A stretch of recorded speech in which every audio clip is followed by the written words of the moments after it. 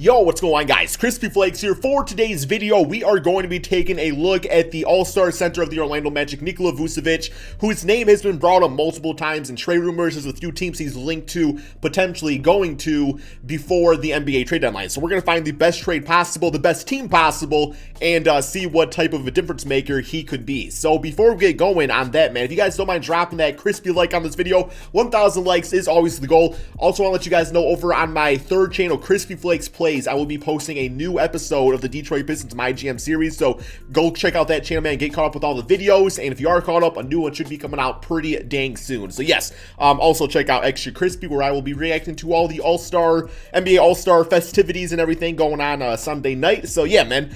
But Nikola Vucevic, this guy's pretty damn interesting, man. Like, honestly, I feel like this guy could be a huge difference maker for a team that's potentially trying to, you know, get a better seeding in the Eastern Conference, or just really just trying to get that next tier up as a player, or as a team, I should say. But yeah, last season, 20 points, 11 rebounds per game. Season before, in which he was an all-star, I believe, for the first time, 21 points, 12 rebounds. He's now playing even better than that this season. I actually have the stats pulled up real quick here, man. He's averaging 25 points, 12 rebounds, 4 assists, and about a steal and about half a block per game. Doesn't bring a ton of defense, but he's like not bad at defense to the point where he's gonna be a big time liability. He's just not gonna like stop shots or anything. I mean, he's a 7-footer and stuff like that, so he's a big body to have out there. But what I like most about Vucevic is I feel like his contract's actually a bit of a steal. It's one of those contracts where, for one, every single year as he ages, the money goes down. So it's not one of those like Al Horford type contracts that he got with the 76ers, where it's like, okay, in the moment, this is a good idea, but by the time he reaches that last year, he's going to be like 90, right? In this case, Vucevic, the contract ends at the age of 32, and while there are like injury concerns with Vucevic going back to really his entire NBA career, he's always had like some injury issues and stuff like that. As of late, he's been pretty dang healthy, but we don't really know how a guy like that, especially being a 7-footer, is going to age. So I feel like his contract's an absolute steal just for a team that wants him for the next few seasons. And then maybe after that, you know, I mean, if he's playing like an all-star in his final year, he probably still gets a pretty good similar type of contract. But if, you know, he starts regressing, then you might look to sign him for like $12 million a season until he retires or something like that, right, man? So regardless, I think his contract's an absolute steal. So why exactly would the Magic even look to trade this man right now? I think really the important thing is that, for one, the Magic have been hit with that injury bug so much as of late. You know, look at guys like Jonathan Isaac, you look at Markelle Fultz, who really was like on the running to be the most improved player, man. Like, I'm so sad that Markelle Fultz got injured again. But fact of the matter is that Vucevic, like I was saying, having his best season of his career, age 30. I think he's actually going to be 31 this season, might even be, or already be 31. But regardless, like, he does not fit into the long-term rebuild plan. So when you have a guy like that, you want to sell them while their stock's high, and it's about as high as it's going to get for Vucevic. So you should be able to get a pretty good haul back for him. But even beyond that, too, man, you also got Mo Bamba. Yes, this is the guy they drafted like 2 or 3 years ago. Wasn't he like a top 5 pick? He was the 6th pick in the 2018 NBA draft, and just, he's not really been given a chance. I mean, not like a fair chance, I should say. Like, there's been moments where he's got to like play and stuff like that, but he was originally brought on this team to be like, hey, like the new focus point, that 7-footer with like a damn 7'6" wingspan that has the ability to shoot the 3 ball, and we just have not really gotten to see it all that much. So I do think it's an opportunity for hopefully him to get some more minutes out there and finally see what he's got. And if not, you know, move on, right, man? But regardless, like, the Magic, they should get themselves a really good draft pick. I just think it's time to move on from guys like Vucevic. Evan Fournier's in the final year of his contract, so he'll probably either get traded or he'll be gone after this season. And, you know, then you really start trying to focus on that rebuild of Jonathan Isaac, Markelle Fultz. If those guys can stay healthy, though, man. If those guys stayed healthy this season, this team would be a damn playoff team, guaranteed, man. But there's been so many bad injuries, it really does suck for them. So the two teams that have been interested, we'll start off here with the Boston Celtics. Yes, the Celtics are interested in getting Vucevic, and straight up, man, if I gotta be 100% honest, I don't think Vucevic is who this team really needs, because what I'm mainly afraid of if they get Vucevic is that, you know, Robert Williams is going to be Mo Bamba. He's just not going to be getting the minutes out there he deserves. I've really liked Robert Williams this season for the Celtics. He looks like as good as advertised, and I feel like just like the role he does, you know, bringing defense, rebounding, you know, just being a nice body out there, pause, you know, a good-sized body out there, pause again, regardless, like, I don't want to see him regress because of Vucevic. And Vucevic is more of that, you know, 20 and 10, offensive-oriented center that I just don't really think this team needs. Now, obviously, he's a pretty decent playmaker and stuff, which I think has been like the biggest issue with the Celtics since Marcus Smart's gone down with injury. It's just the playmaking's been off. But, you know, realistically speaking, I mean, Kemba Walker's been... He's been killing it as of late, but there's also been times where he's been really bad this season. But I think for this Celtics team to get better, it's not so much about that center position. I like Rob Williams. I think they need to go out there and, you know, like, so this is no disrespect to Kemba Walker. It's just when you have Tatum and Brown already for scoring, you need a guy out there that can be a big-time playmaker. And that's just not really Kemba's game. And I think, you know, guys like Jeff Teague were brought on this team to be that playmaker. He's just not really been that guy either. So I don't think Vucevic really solves this team's issues. Not that they're in a bad place. They're like 19 and 16 on the season. It's like you got two damn all-stars out there and a guy that's typically an all-star, right? So I just don't think Vucevic is what the Celtics need, man. So the other team that's really interested is actually the Charlotte Hornets. And I think this makes a 1,000,000,000% chance, not a billion percent sense? A billion cents. Makes 1,000,000,000 senses out there, man. Unlike me, apparently. But yes, Vucevic comes on this team, gives them another veteran, you know, another offensive tool out there for LaMelo Ball to work with and just kind of like mentor and just show him the ropes of the NBA and stuff like that. I mean, LaMelo's already been great, but I mean, you put Vucevic on this team, just all the different things he can do out there. You know, nothing against Cody Zeller, but like I think the way I always describe Cody Zeller is it's Cody Zeller, right? Like, you know what you're gonna get out of him.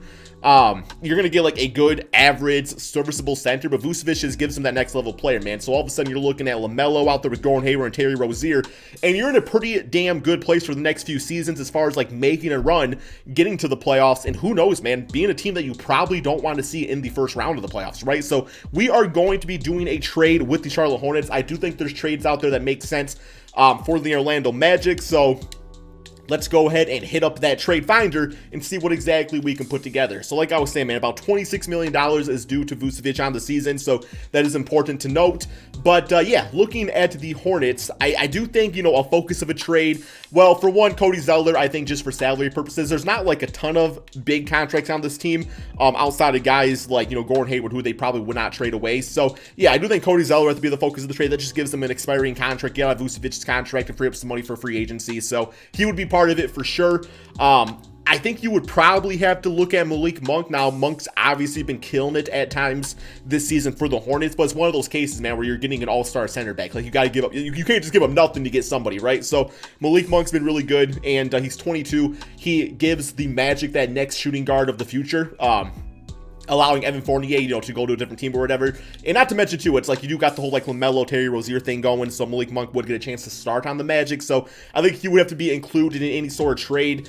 And once again, getting an all-star center back, man, I'm going to say, because this team's going to be a playoff team, I'm going to say probably their first-round pick. Now, you might be able to say, like, let's say lottery protected. So, you know, a case where this trade just does not work out, then you probably don't do, then you don't, you're not losing out on too much here, man, but a lottery protected pick, assuming this trade doesn't work out, then you're kind of safe from that. So I feel like that's a pretty solid, fair trade. And, yeah, we got to toss in somebody else. I would even, honestly, like, just because, like, why not? The Magic are kind of in tank mode. I would go as far as even including Evan Fournier in the trade. And I know, obviously, here, we'll do this. We will remove the protection, and we will just make it unprotected. Because, like I said, Evan Fournier is an expiring contract. So, it's just two guys that get to go to a team that's contending to make the playoffs, right, man? And that's a lot to give up, but, I mean, like I said, that makes the pick unprotected. So, you can have it your way where you just do Vucevic, or you do the draft pick, but it's protected, and Evan Fournier is not part of the trade, man. So, this is totally something the Magic do not have to do. It's more so just like, hey, like, we'll be nice, you know, and we'll kind of embrace the tank a little bit more by getting Evan Fournier, who can be like a 16, 17 point per game scorer. So we will do this trade right here, man. And honestly, I think it's fair. I don't know. I'm wondering if Vucevic has a pretty nice contract, man. Who else do I gotta toss in? I feel like there's one more player I would have to toss in this case. I don't know, man. I just feel like it's not quite enough, and because that pick's not gonna be a lottery pick probably with this team. So really, they're getting, yeah. Who else would I have to toss in here, man? Who else helps their rebuild? Vernon Carey, I guess, is the name. You got Jalen McDaniels right here. We'll toss in Jalen McDaniels. They already got PJ Washington. Okay, that sounds good. And we got to toss in somebody else to make all that work, man. You know, keep in mind, too, other stuff would have to happen for, like, the money to work out and stuff, but it's whatever, okay? So they get a good young player in Jalen. They get Malik Monk. Cody Zeller to be their, like, average center, but still allows, you know, get, like, that serviceable guy to, but still allows Mo Bamba to develop, and an unprotected first-round pick for a 31-year-old, an expiring contract, and a guy that just literally just shoots threes. That's all Gary Clark does, man. So we'll do that trade right there. If you guys think there has to be more offered or whatnot, let me know in the comment section below. I'm totally open to just like a different version of this trade, but I feel like that's kind of fair, all things considered, right?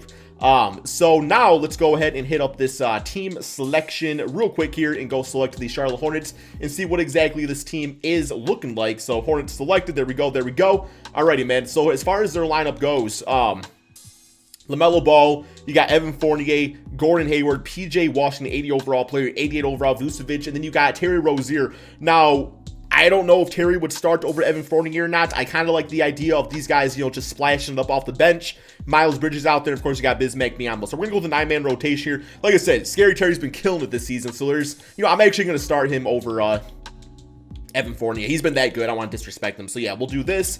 Get these guys minutes up. Vucevic right about there. Gordon Hayward right there. Okay, and let's get him in a few more minutes, about 25. Devontae right there. Okay, man. I really like this team. This is a good team with the mix of the young players of PJ and LaMelo Ball, but also having like the really solid veterans out there, man. This is a scary team. This is not a team you want to see in the first round of the playoffs by any stretch of the imagination. So, yeah, that looks pretty good. Do I got to get PJ some more minutes, or is he good? This team don't really have like a backup power forward. I guess they got Miles Bridges listed right there. But, yeah, we'll get him at like 28 minutes. That should be good. Just like a stretch big, you know what I'm saying? All right, and then over for the Magic side of things, obviously this would not be the team this season because Mark Hill and Isaac are out with injury. But, yes, this like long-term scenario, this is kind of what the team's looking like. But, yeah, we got to take away Kem Birch's minutes. Is Mo Bamba just been that bad where he's not even, like, the backup center anymore? That's absolutely crazy to think about. So we'll give him some minutes up in there. I don't know why Cole Anthony's only a 74 overall. That seems just wrong. I don't know, man. He seemed better than that to me, but it is what it is. So, yeah, very curious what Malik Monk can do with this squad.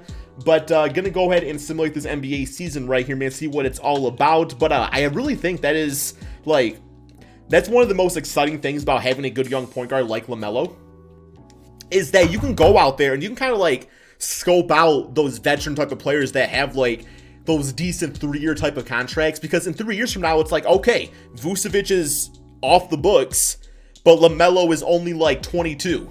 And you can go in, and that's just a good opportunity to put those smart veteran players around him, get the most out of LaMelo, you know, kind of show other teams and other players that, like, LaMelo is somebody that you can really build around. So, you know, once that money's freed up, it's like you might get that younger free agent that wants to come on the team, that young superstar all-star. It's like, yo, I want to play with LaMelo Ball, right, man? Because a good just playmaking point guard has that effect on people. Like, great players want to play with great young talent and great playmakers like that, because it just opens up the court for everybody, makes it fun for everybody. You know, going back to, you know, really Chris Paul, Steve Nash, all those great point guards, people wanted to play with them for that, you know, very reason of just, when you know a guy that knows exactly where you're going to be and knows exactly where you want the ball at, it's going to up your stats.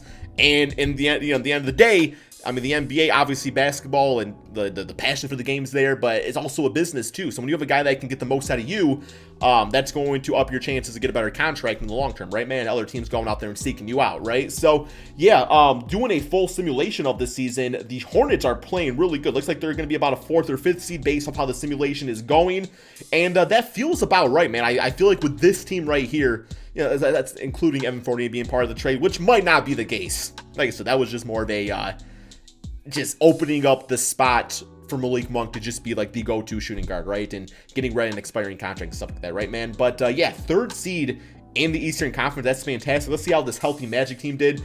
They actually got 7th, but that's with Jonathan Isaac, Markel Fultz, Aaron Gordon, all those guys being good to go. But here we go. 76ers simulate through date and finish the W on this season, man. 54 wins for this completely healthy team. LaMelo Ball, well-deserved Rookie of the Year, 20 points, 7 rebounds, 5 assists per game. And there's all the other stats for you guys to see. Probably nobody else on the Hornets making these teams or nothing. Vucevic made All-NBA third, so good for him on that. I think that's actually pretty warranted. So, yes, you can probably not, you can kind of see. Charlotte Hornets, 3rd seed. The Magic got the 8th seed, so it kind of worked out for both sides if you really do think about it. Player stats on the season, though, we got Vucevic, leading scorer, which he definitely would, I think, would be that on this team still. 22 points, 15 rebounds, great playmaking out there. LaMelo, we know his stat line. Terry Rozier at 17 points. Gordon Hayward at 13, 5, and 4. Gordon's had some really nice games this season, but at the end of the day, do I still think he's worth that $29 million? I think that contract is going to hurt the Hornets in the long run, man. Like, in the short run, he's been really nice. Like, he's been a big part of the team. But in the long run, man, like, yeah. Plus, it's 2K, so they kind of disrespect his stat line anyway. Just a lot of really good scoring on this team overall, though. So, yes, very, very impressive. And then for the Magic, like I said, completely healthy. You have Malik Monk getting, 16 points, 3 rebounds per game, so good for him on that. Cody Zeller, 16 and 10. Damn. Okay, Cody Zeller's second leading scorer. I don't know if that's a good thing or a bad thing for your franchise, but it is what it is. And then Mo Bamba at 6.6 rebounds per game. So yeah, 78 overall though. So just getting that uptick in minutes really helped him out a lot. But all right, let's see how these playoffs go. First round, we got the Toronto Raptors. Simulate round right here. See how this goes. And Orlando Magic are gone 4-2. Hornets beat the Toronto Raptors 4-2. We got 27 for LaMelo, 24 and 19 for Vucevic. All right. Scary Terry, I mean, looking scary for all the wrong reasons, man. 0 for 8. Alrighty, Brooklyn Nets, simulate round against them. And, wow. Bro, they blew a 3-0 lead. Let's go, baby. Damn, man. Oh, my God. Wow. Scary Terry, he brought it back in that game. Devontae Graham turned it up, too, bro. And that's the thing about this team, too, is, like, you have, like, that's one of the best benches in the NBA. They really have one of the best benches in the NBA now with this trade going down. So, number 1 seed Philadelphia. I mean, if we can beat the big 3 of the Brooklyn Nets, like, we can beat anybody at this point. So, simulate round against them, and, well, we got swept 4-0. That's okay. If LaMelo gets to the damn Eastern Conference Finals in his first NBA season, you are in for a very good future, Charlotte. So, which you guys definitely deserve, man, because there's been some, bad years out there going back to the Charlotte Bobcat days. Gerald Wallace and guys like that, man. But yes, that's all we got for today's video. Hope you guys all enjoyed it. I'm all for this type of trade going down. But you guys let me know what you think about this trade. Do you think Vucevic gets dealt, or will the Magic just keep him? You guys let me know. Thank you all so much for watching, and peace out, my friends.